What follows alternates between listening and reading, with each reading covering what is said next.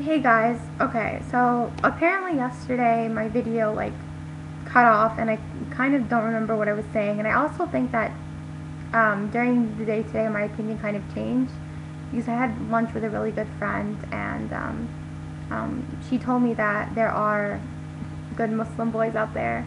So I'm going to believe her and have faith that even though I did notice, like, first of all, you have to know that in New York, I'm very, I don't really know a lot of people, I don't go to a lot of events, kind of sheltered in that way. And this is only one example that I saw. I just thought it was interesting that the 5 girls that I saw that were muhajjabat, they weren't married. And then the 20 girls that I saw that weren't muhajjabat were all engaged.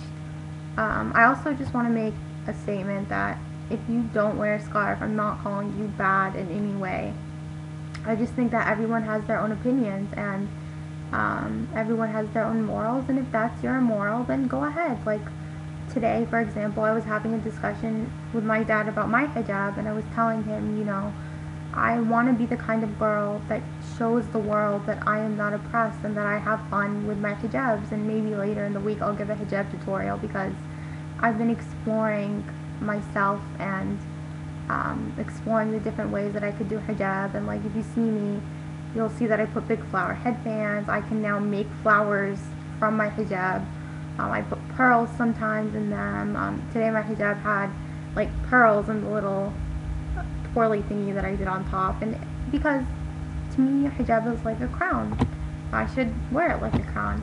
But anyways, first of all, I want to make a shout out to all the people that were on the Egyptian panel today. I think that, which just background information, today at my school, we had a panel to discuss the Egyptian revolution, and I thought that everyone was eloquent speakers.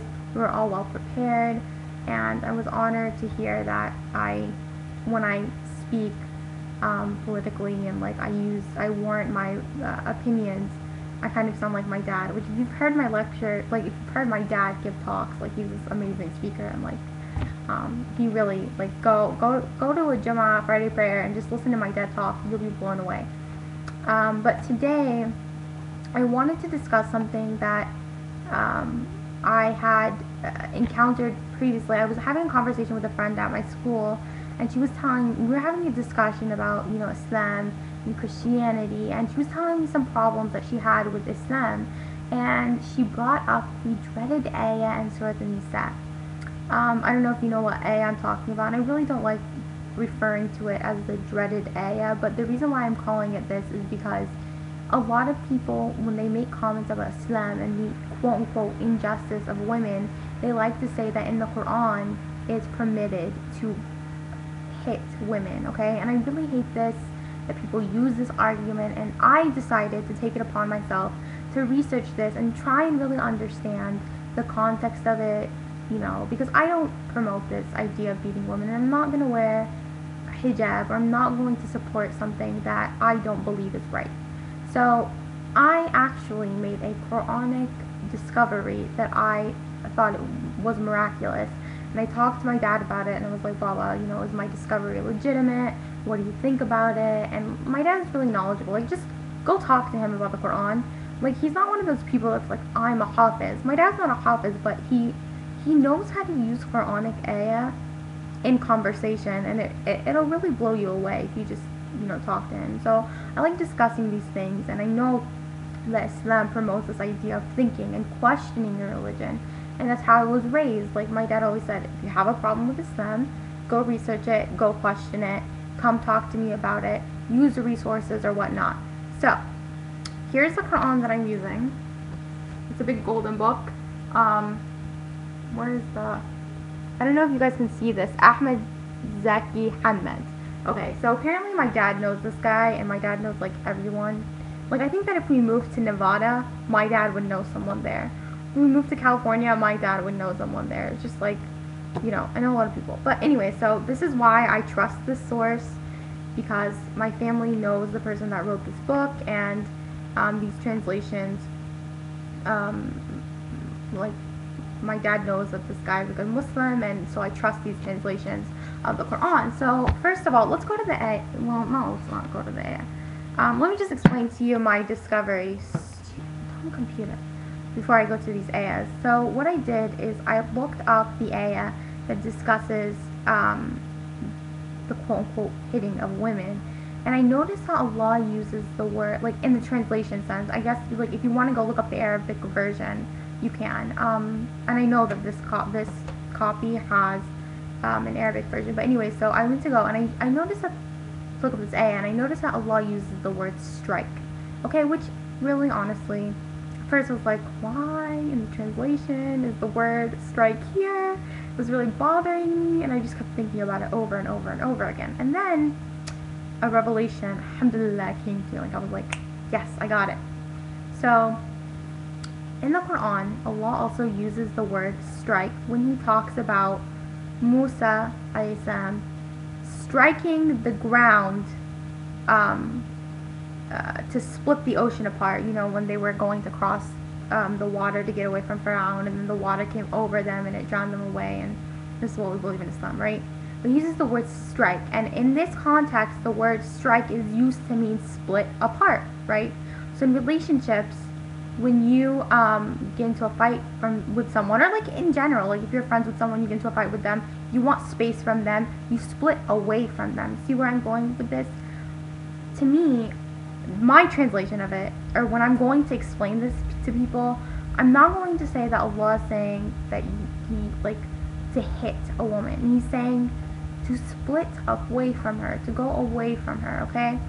Also, I thought to myself, well, let me just show you the ayah. I'm going to just read you the ayah, which I looked them up. My dad bookmarked them for me when we were talking about it. I have to find it now. I know it's on this page.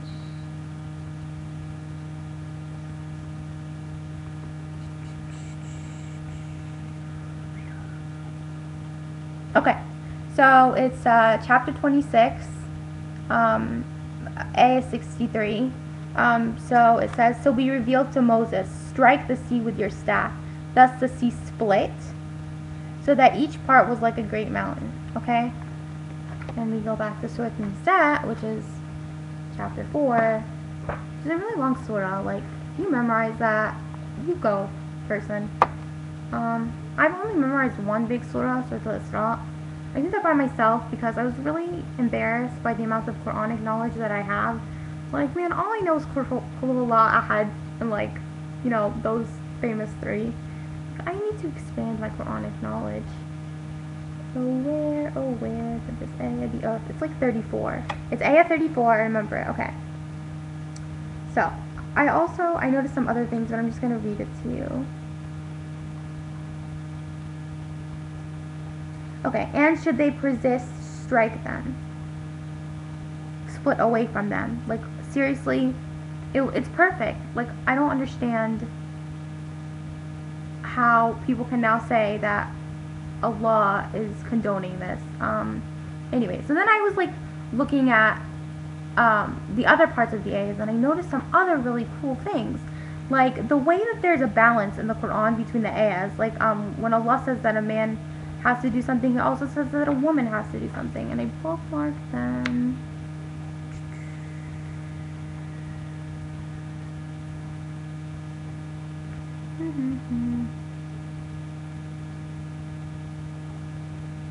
Okay, so on chapter 4, ayah 32, it goes, to men goes and recompense the portion that they have earned, and to women goes and recompense the portion that they have earned. So here we can see an obvious balance. If Allah is telling men to do one thing, then Allah is telling women to do another thing. But then there was another cool part that I found in the Quran where Allah is talking about how to treat a woman during marriage. And he says, it's chapter 4, ayah 4. Moreover, give the woman whom you marry their rightful marriage present, unconditionally. Yet, if they are pleased to give something of it to you, then enjoy it pleasantly. But do not give the... Oh, yeah. Okay. That was my point. Anyway, so here, what I thought was cool in this ayah is that Allah is telling the man... Wait.